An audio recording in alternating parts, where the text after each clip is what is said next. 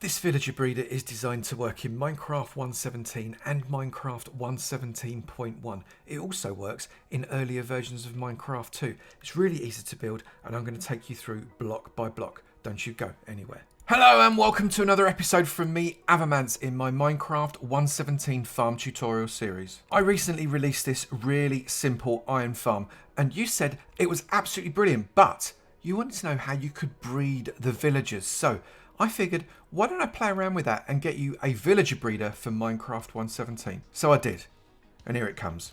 I've found a really nice seed to be able to do this farming, and we've got bees, we've got mountains, we've got rivers, we've got different biomes. I really like this with the flower forest behind, and I did this because I'm going to give it to you as a world download. It's going to be available on avomance.com. Go and pick it up. You can start your brand new Minecraft survival world on Minecraft 1.17 with a villager breeder before you've even punched a tree.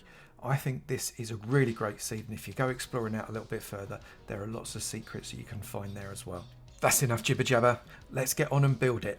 The footprint for this farm is an 11 by 11 square with kind of the corners taken a little bit out. The outer edge there that's marked out in stone, that's going to be the wall, and the internal area is going to be a floor. Everything you need for this farm is inside this chest. These first 4 rows here, down to these torches, they are necessary items. You're going to need all of those, about 2.5 stacks of oak logs there. Here you can see we've got 3 individual blocks. That's to signify a mixture perhaps of 3 different blocks, but you're going to need 2 stacks total approximately of all of that.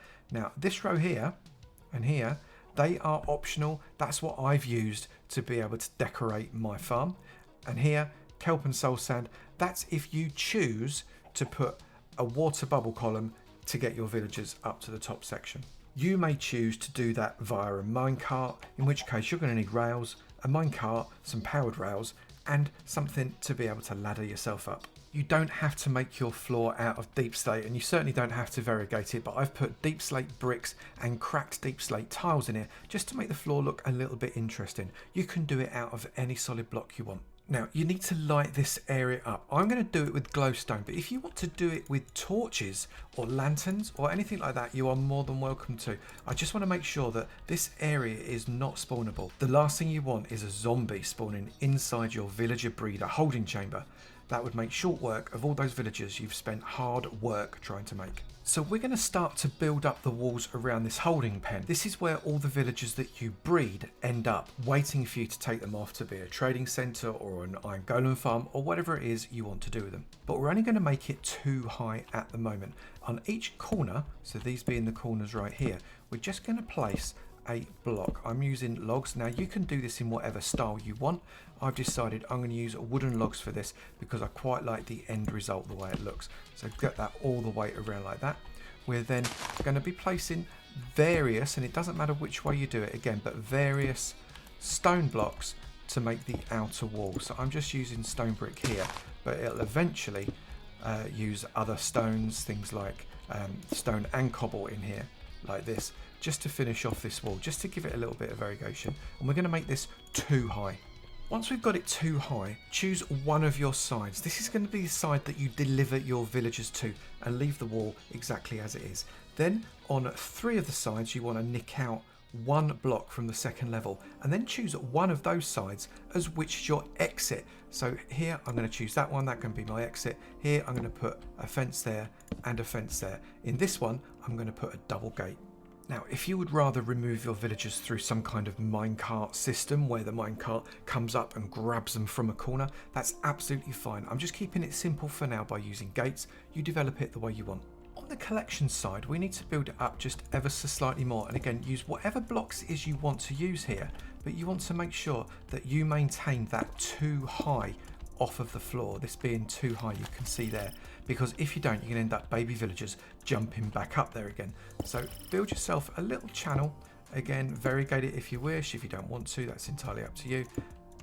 So as it looks like that, but you should have it 1, 2, 3 blocks out from the side there, and then get yourself a sign and build up a second channel up like that and place a sign right there. You can see that sign without an A written on it will then be over the top of this hole, and then you can grab yourself a bucket of water and place the water right there. That water will then flow all the way to the sign, and any villagers that drop in there, which they will go into your farm and be ready for you to use. You want to then build up this entire system so it is a total of 8 high. In the process, I'm making these windows 2 high. It's just enough for you to be able to see in, but not so big as it gets in the way. Now remember, if you wanted to, you could make this entire thing out of glass. You go for your life. So you'll end up with something that looks a little bit like this. Now again, you can use any blocks you want, and you certainly don't need to variegate it like I have, but this is where your villagers are going to be standing. But that's no good unless there's somewhere for the villagers to come from.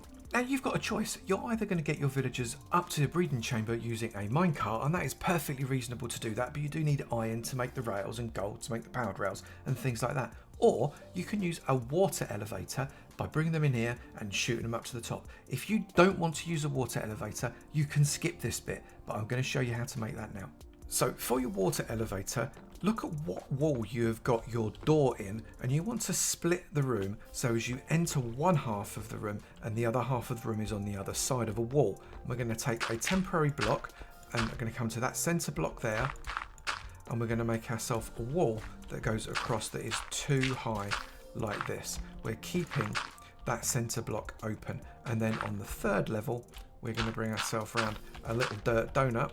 These are temporary blocks, and use whatever block you want, and then we're going to carry this on up right to the top level of there. Once you're at the top, place another level in dirt. Now it's really important that this is dirt right now, because this is going to be the farming area of your villager breeding pod. And then grab yourself a bucket of water and place a bucket of water on the dirt right there. That will flow right down to the bottom, which is fabulous. It's going to spew all over the place, and that is not a problem because we're going to sort that out in just a minute. Then you can come back down and come out of one of your holes, and you say you've got all kinds of problems going on in terms of water being everywhere. Just bring in those like that, get yourself more signs and place a sign there and there. Doesn't matter if you type on the sign. That will remove all the water from this side. Then come through the other side, grab yourself again 2 more temporary blocks, grab yourself a sign there and there. Now what we're going to do is we've got a choice now. We have to make all of the piles of water inside that channel as source blocks. Now there's 2 ways in which you can do it. 1, you can just fill it up with a water bucket at every level, or 2, you can use kelp. I'm just going to plant the kelp up right in here, right on there. It will plant on any block. You don't have to make it dirt or anything like that. And that kelp will slowly grow up to the very top level. And once it gets to the top level, every single one of these waters will be a water source block. And we can crack on with the rest of the farm whilst that kelp is growing. You can see the kelp does grow quite quickly. You can then come up to your water channel and get back to the top very, very easily in Minecraft Survival. We're then going to plug this hole up, not onto the wall, but all the way around using the dirt. So you should come out 4, and that should come out level with that wall like that in each direction, and fill in the gap so you don't fall down. Once you've created this platform, pop down some temporary torches. These are temporary. You're going to be lifting these off again very shortly. You just want to make sure that you don't have anything spawning on here just to surprise you. And then let's pop another one there, another one there, and then build yourself up another level. We're going to go there, there, and there, and then we can pop ourselves there and there, pop a sign there, and then put another water block right there.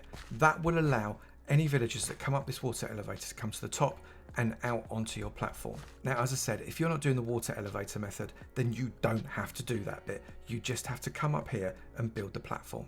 Now, we're going to increase this platform just 1 more level.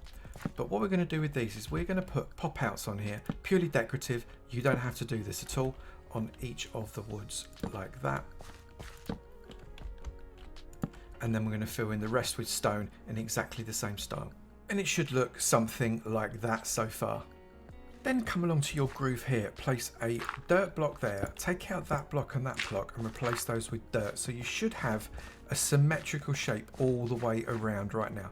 Then grab yourself a trapdoor and place it right there and flap it down. Then what we're going to do is we're going to grab more wood and we're going to come up 1, 2, 3, and then we're going to come around 1, 2, 3 all the way around on all of your wooden pillars. Once all the pillars are in, we're going to place a composter there, composter there, a composter there, and a composter there, 4 in total. And then we're going to make 3 high glass walls in all of the gaps. Don't put it on that one, but do bring it across the top like that, everywhere where you've got stone.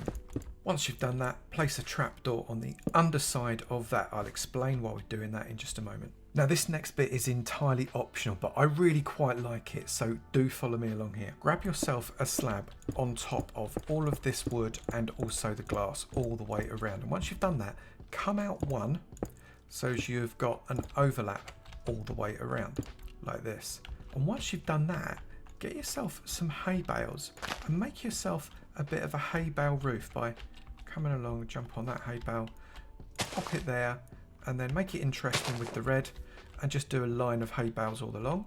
And then again, do another load of slabs going all the way around there, and then another set of hay bales, and then more slabs, and it will look just like that. Now obviously you can change that design if you want to, and you can actually have no roof whatsoever. It doesn't make that big a difference because we're going to lightning proof this thing in just a moment. Next up, we're going to place some beds in. So we need to make this 3 wide. Place 1 part over that hole that you've made there, and then bring this out 3 wide for another 2. You can see we've got a row of 3 there. Then get yourself a bed.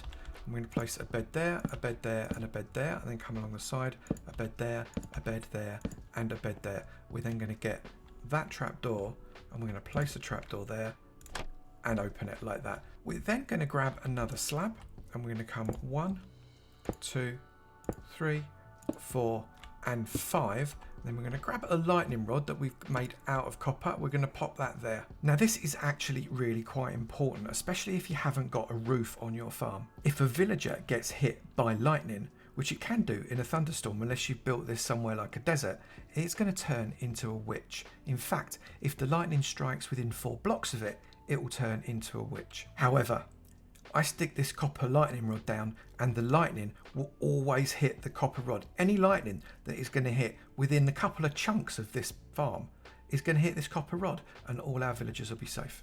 So we have brought our villager in here, and when it gets to night time, that villager is going to start to get very interested in going through. If you get bored of waiting, you might even be able to push the villager through, but you see, off he goes right up to the top, and he'll be sat in our farm area before we know it. And in fact, as soon as he comes up, he'll turn into a farmer villager because he'll take possession of one of these 4 composters that we've got covered up by glass to stop him climbing on top, and that way we don't ruin our land. We need to do this with 3 more villagers. And now we've got our 4 villagers, we can deconstruct this because we don't need to pull any more villagers up here. Once you've got rid of that part, pop a temporary block down there, place a bit of glowstone on the top, get rid of your temporary block, and then place a piece of glass on top of that. That is going to stop the villagers from being able to jump on there, and it'll allow you to have all of this farmland hoed without them jumping up and down and ruining it. Because if they jump onto it, it's going to be very difficult to get inside without messing things up to re-hoe it. Not impossible, but just tricky. And speaking of hoeing, you now need to hoe all of this land all the way around. We can remove these torches because this light here is enough to light up all of this area without anything on top of it. So these torches aren't necessary at all. And once you are all hoed, you can start to plant. Now if you want, you could actually throw the carrots out and let the villagers do the work for you, because once they've got those carrots, when it goes into work mode, they will start to work themselves. But not any time during the day, only during working hours. But you can see they're already starting to do the planting for you. This is the lazy way to do it, and I like it much better. Now you can come out of here by closing these trapdoors.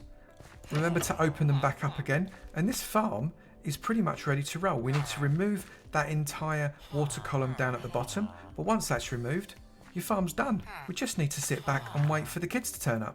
Now, the way this farm works is the villagers want to get to the beds, but they're too tall. This little trapdoor at the top here stops the villagers being able to get through the door. However, the trapdoor at the bottom allows any baby villagers to fall into the water because they think it's open. Mobs are stupid. Open trapdoors look like closed trapdoors. What can I tell you? And once the baby villagers fall down there and they get flowed into your farm, they are no longer noticed by the beds nor these villagers. So the villagers keep on making more babies. And you can end up with quite a lot. So I hope you need a lot of villagers. We've placed 6 beds here because that means that 2 lots of 2 villagers can breed at the same time. So you could potentially get 2 baby villagers at the same time, which increases the rate of your farm. Once you've got all of that removed, you can decorate this room up as much as you want. Put anything you like in it.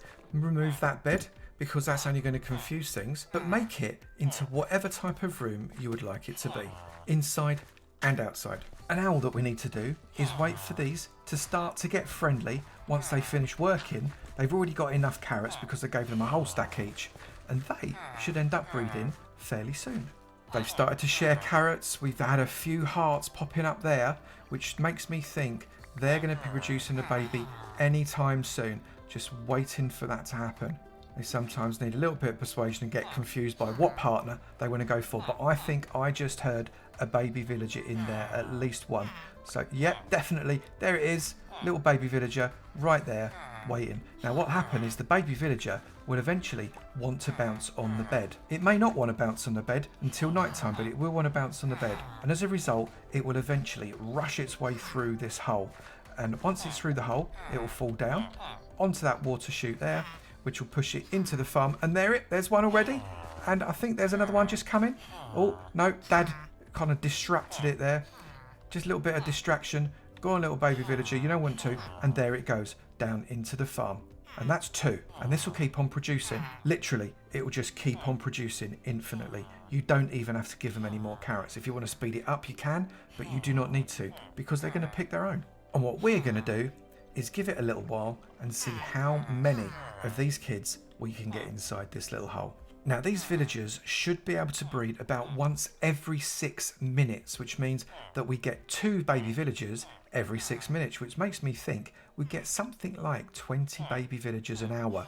That is an awful lot of villagers for you to cope with. A couple of hours, you've already filled up an iron farm and also a trading hall, plus got some spares. That has been about an hour and 20 minutes. And inside here, we have definitely got a number of villagers waiting to have whatever done to them. Whatever it is you wish to do, they are waiting for you and ready for it. Let's come inside. Let's not let any villagers in. Good luck with counting them. I reckon it's about 1, 2, 3, 4, 5, 6, 7, 8, 9, 10, 11, 12, 13, 14, 15, 16, 17, 18. Maybe about 20. They keep moving. It's very difficult. But all in all, it looks to me like this has been fairly successful. And as a result, we have got plenty of villagers that me might want to do, I don't know, maybe some kind of villager trading hall. You could get every book you could ever want with all of these villagers. You could make the iron farm that I made just a very short while ago. Lots of options. Come and do with them whatever you would like. There you have one villager breeder that works beautifully in Minecraft 1.17 Survival and Minecraft 1.17.1, so you can do this in the latest version of Minecraft. Also works in earlier versions, and I'm giving you this as a world download. Go to avomance.com, click on the link there, and you can grab this along with a number of other downloads as well. If you have enjoyed this video, please do remember to slap that like button. It'd be great to know you join them, and I will keep on making them. Also, if you've not done this already, please do hit that subscribe button. It'd be great to see you in my sub club, and I look forward to seeing you in another video. You take it easy now. Bye.